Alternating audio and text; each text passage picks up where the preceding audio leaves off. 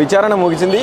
దాదాపు చూసినాం as it ఈస్గా హరీష్ రావుకి ఏదైతే జరిగిందో సేమ్ అంతే విధంగా అదే 7-8 గంటలు కేటీఆర్ని గారు కూడా విచారణ చేసినట్టుగా మనకు కనిపిస్తూ ఉన్నది. మార్నింగ్ నుంచి చూసుకుంటే ఇప్పటి వరకు కూడా అంటే అనేక రకాల అంశాల మీద, ఎందుకంటే గతంలో ఏదైతే మున్సిపల్ శాఖకు సంబంధించి అలాగే రూరల్ డెవలప్మెంట్ శాఖకు సంబంధించి కూడా ఈయన మంత్రిగా వ్యవహరించినట్టుగా మనకు తెలుసు. గత 10 సంవత్సరాలు మంత్రిగా విధులు నిర్వహించినటువంటి కేటీఆర్ గారిని ఈరోజు ఫోన్ ట్యాపింగ్ అంశం మీద ఏదైతే మాజీ డీసీపీ ఎవరైతే ఉన్నారో టాస్క్ ఫోర్స్ డీసీపీకి సంబంధించి కూడా ఆయనను కూడా విచారణలోకి తీసుకున్నట్టుగా మనకు కనిపిస్తూ ఉన్నది. పొద్దున్న నుంచి కూడా అదే తరహాలో కొనసాగిస్తున్నటువంటి విచారణ, కానీ ఎటువంటి నిరాధారమైనటువంటి ఆరోపణలే తప్ప ఇందులో నిజంగా ఏది కూడా ఆధారాలు లేవు, ఏది కూడా వాస్తవం కాదు అని చెప్పి బీఆర్ఎస్ శ్రేణులందరూ కూడా చెప్తా ఉన్నటువంటి పరిస్థితి కనిపించింది. మార్నింగ్ నుంచి కూడా చూసినాం కేటీఆర్ గారు లోపలికి వెళ్ళినటువంటి మరుక్షణం నుంచే ఒక రాజకీయ వర్గాలలో కొంత చర్చ నడిచింది. అంటే ముఖ్యంగా చూసుకుంటే అటు కాంగ్రెస్ పార్టీ ఏదైతే కక్షపూరితమైనటువంటి చర్యలు చేపడతా ఉన్నది, కేవలం కక్షపూరితంగానే ఇదే ఫోన్ ట్యాపింగ్ కేసులు అనేది దాదాపు ఇంకా మన ఈ కార్ రేస్కి సంబంధించి అనేది నోటీసులు ఇవ్వడం కావచ్చు, విచారణలకు పిలవడం కావచ్చు, ఇదంతా కూడా ఆయనకు కేవలం ఆయన సీట్ని కాపాడుకోవడానికే చేస్తూ ఉన్నారని చెప్పి కూడా వీళ్ళందరూ బీఆర్ఎస్ శ్రేణులు గట్టిగా చెప్తా ఉన్నటువంటి మాట ఇది.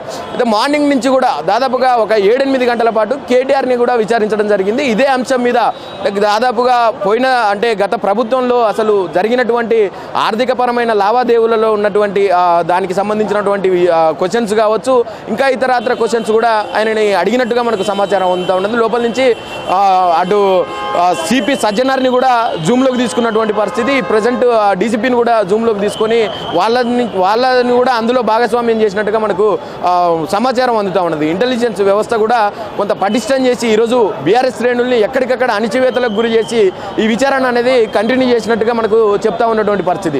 ఏదైతే ఆయన దావత్కు వెళ్తా ఉన్నాడో ముఖ్యమంత్రి రేవంత్ రెడ్డి గారు, ఆ నెపంతోనే ఇక్కడున్నటువంటి నా గద్దెకు ఏదైతే ప్రమాదం జరిగే అవకాశం ఉన్నది, ఇటు బట్టి విక్రమార్క కావచ్చు, అటు క్యాబినెట్ మంత్రివర్గం కూడా ముఖ్యమంత్రి సీటు మీద కొంత కన్నేసినట్టుగా అనుమానాలు రావడంతో ఆయన కావాలనే ఒక జనాలందరినీ ఎంగేజ్ చేయడం కోసం ఈ మళ్ళొకసారి నోటీసులు కావచ్చు ఇలాంటి అంశాల మీద హోల్డ్ చేసినట్టుగా మనకు బీఆర్ఎస్ శ్రేణులంతా కూడా చెప్తా ఉన్నారు. ఏదేమైనప్పటికీ కేటీఆర్ గారు కడిగిన ముత్యంలాగా బయటకు వస్తారని చెప్పి ఏదైతే నమ్మినరో నిజంగానే కేటీఆర్ గారి రాకను చూసినాం. ఇప్పుడు విజువల్స్లో చూస్తే కేటీఆర్ గారి రాక ఒక చిరునవ్వుతోటి బయటకు వచ్చి ఆయన అసలు ఏం జరగలేదు, ఇదొక అసలు మార్నింగ్ నుంచి విచారణ అంతా కూడా వేస్ట్ అనేలాగా ఆయన చిరునవ్వుతోటి బయటకు వచ్చి ఇక్కడి నుంచి తెలంగాణ భవన్కి వెళ్ళినటువంటి పరిస్థితి కనిపించింది. అక్కడ కూడా ప్రెస్ మీట్ ఏర్పాటు చేసి అసలు ఏం జరిగింది ఈ విచారణలో, 8 గంటల విచారణలో అని చెప్పి ఆయన కూడా స్పష్టం చేసే పరిస్థితే సమాచారం అందుతూ ఉన్నది. ప్రజెంటు ఇక్కడి నుంచి కూడా అంటే ఇక్కడ ఉన్నటువంటి బీఆర్ఎస్ వర్గం ఏదైతే ఉన్నదో దానంతా కూడా